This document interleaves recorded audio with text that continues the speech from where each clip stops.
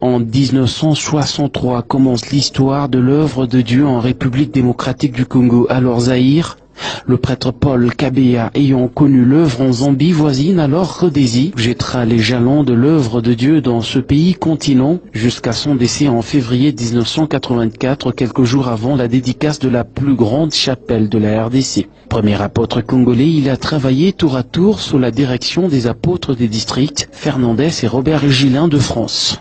La poursuite de l'œuvre au pays continua sous la direction de l'Église territoriale de France avec l'apôtre des districts René Gillin, qui succéda à son frère décédé Robert Gillin en compagnie de son frère Henri Gillin comme apôtre des districts adjoints en collaboration avec les apôtres responsables du Congo, Rémi Kazingu et Bindu Imoua vivant à la retraite, Kim Mukinge, Grégoire Kaimbe et Sylvain Mouila, dans l'au-delà. En 2001, l'apôtre des districts adjoints Jean-Luc Schneider fut ordonné et chargé de soutenir aussi l'apôtre des districts René en RDC, qui après sa retraite en 2004 deviendra le nouvel apôtre des districts de l'Église de France. Ancien de district pendant 10 ans, Chichi Tshisekedi Kanonga fut appelé à l'apostolat le 24 février 2009 à Johannesburg lors du service divin célébré par l'apôtre patriarche Wilhelm Leber et chargé le même jour apôtre responsable de la région du Katanga. 11 mois après, le 20 janvier 2010 à Kawama à Lubumbashi, il devint le premier apôtre des districts adjoints congolais à siéger au sein de l'Assemblée des apôtres des districts du monde, chargé par l'apôtre patriarche Wilhelm Leber pour soutenir l'apôtre des districts Jean-Luc Schneider au Congo. S'approchant de l'âge limite de la retraite, l'apôtre patriarche Wilhelm Leber responsabilise l'apôtre des districts Jean-Luc Schneider comme apôtre patriarche adjoint, tout en gardant sa fonction d'apôtre des districts en République démocratique du Congo. C'est le 20 janvier 2013 que fut ordonné le premier apôtre des districts congolais. Bien, il ne me reste plus qu'à accomplir le travail que l'apôtre patriarche m'a confié et à procéder à l'ordination du nouvel apôtre des districts que j'invite à venir chez moi.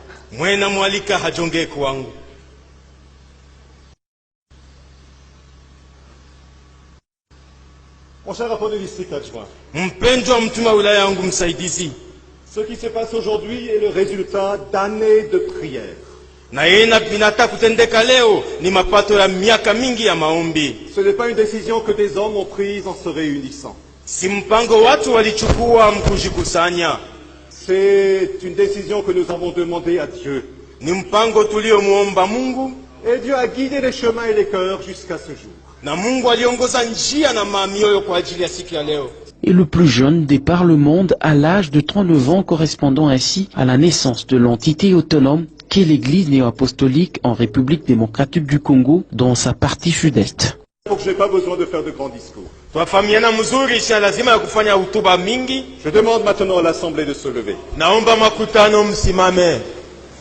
Et par mission de l'apôtre patriarche, je vous pose maintenant la question.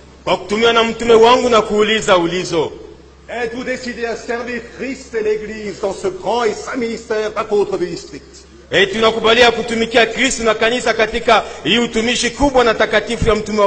À travailler la main dans la main avec l'apôtre patriarche et les autres apôtres du district. À travailler avec les apôtres qui vous sont confiés pour le bien de l'œuvre de Dieu. En étant entièrement tourné vers Jésus et concentré sur le Seigneur Jésus. Êtes-vous disposé à faire appliquer au sein de l'Église les règles établies par l'apôtre patriarche et l'Église internationale?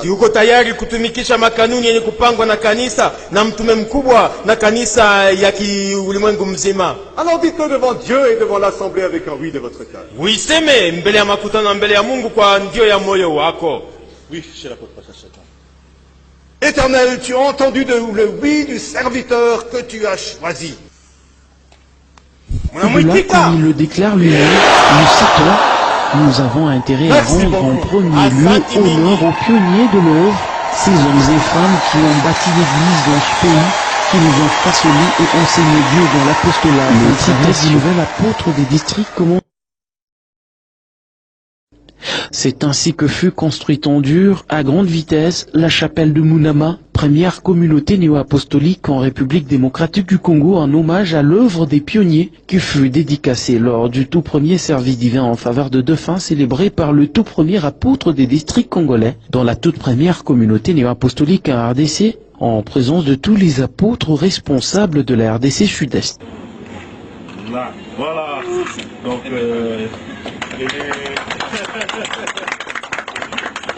oui, l'apôtre de Mike, c'est lui le patron de chaque activité.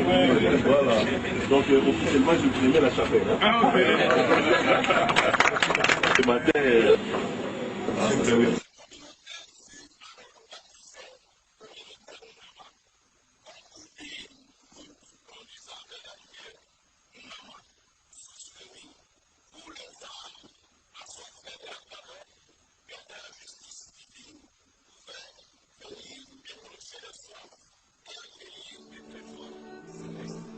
La veille, une cérémonie de dépôt des gerbes de fleurs a eu lieu au cimetière de Sapin avec des pierres tombales commandées et fabriquées en Afrique du Sud, placées sur les tombes des apôtres, Kabeya, Mwemena et Lubala.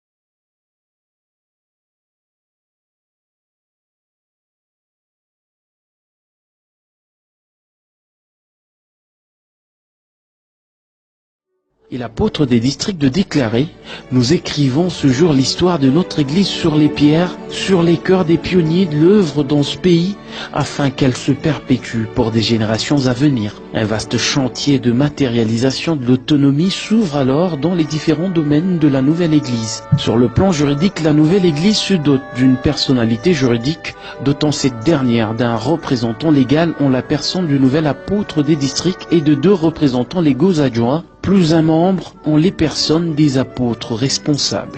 Les conseils d'administration et assemblées générales sont tenus suivant les statuts et les rapports sont régulièrement transmis à l'autorité du ministère de tutelle conformément à la loi régissant les ASBL du droit congolais. Sur le plan administratif, une structure profonde de l'administration est faite pour faire correspondre la tête de l'Église à ses besoins administratifs. Les nouvelles limites entre le personnel administratif et spirituel sont fixées et explicitées en profondeur, de manière à ce que l'administration soit au service du spirituel dans un respect mutuel des uns envers les autres. La sécurisation des offrandes fut la priorité des priorités en procédant à la bancarisation des offrandes et le personnel administratif fut formé pour s'adapter à ce nouveau mode de fonctionnement. La compatibilité est écrite en format OADA informatisé grâce à un logiciel de gestion et en conformité avec la législation du pays. Le commissaire aux comptes est nommé conformément au statut de l'association pour procéder aux audits et à la certification des comptes à transmettre au siège international. Des accords de consultation sont signés avec des cabinets d'avocats et fiscaux pour la sécurisation de l'association sur le plan juridique et fiscal et dans le souci profond de se conformer au texte en vigueur. Cette église territoriale du Congo Sud-Est a un département informatique bien équipé. L'église est dotée de son propre site internet avec son nom de domaine. Le clou est mis en place en vue de la sécurisation des informations et le partage en temps réel suivant un plan central général de partage de données PCGC. Un service complet d'audiovisuel est mis en place capable de prendre en charge tous les aspects techniques de sonorisation des vidéos, tournage, d'enregistrement, montage jusqu'à la transmission du signal via satellite en collaboration, bien sûr avec les partenaires. Les supports montés sont dupliqués sur place et les pochettes sont gravées grâce aux imprimantes dédiées appartenant à l'église. Une solide formation est dispensée aux jeunes frères et sœurs de l'église par des experts en la matière. Le travail spirituel est de fond et c'est la partie la plus noble du gros œuvre de l'église territoriale du Congo Sud-Est.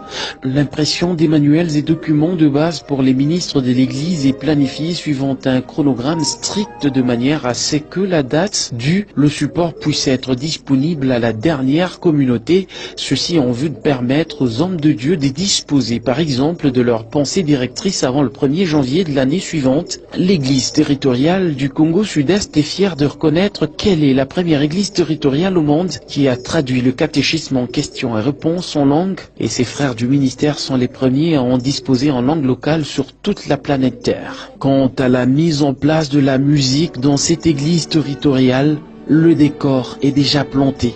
Un orchestre philharmonique dirigé et exécuté à 100% par des frères congolais a vu le jour grâce à un programme de formation commencé en août 2014 avec le concours de nos frères sud-africains.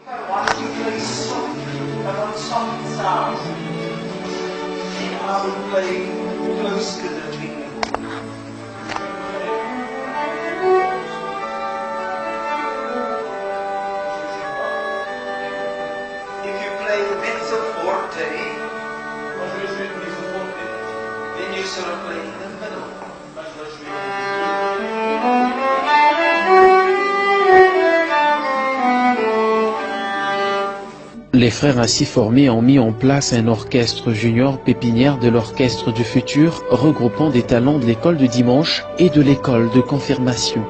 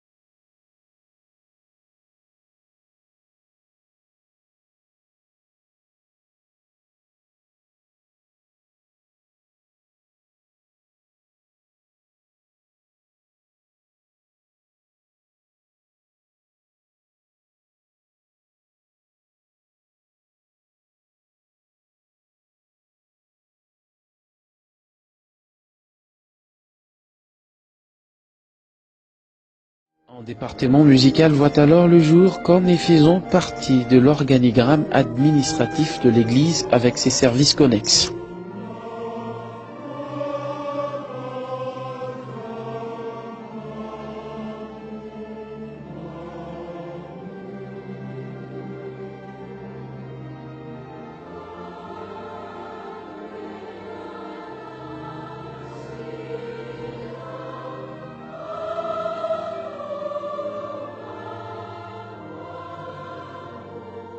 L'église territoriale devenue autonome depuis janvier 2013 a mené autant d'investissements.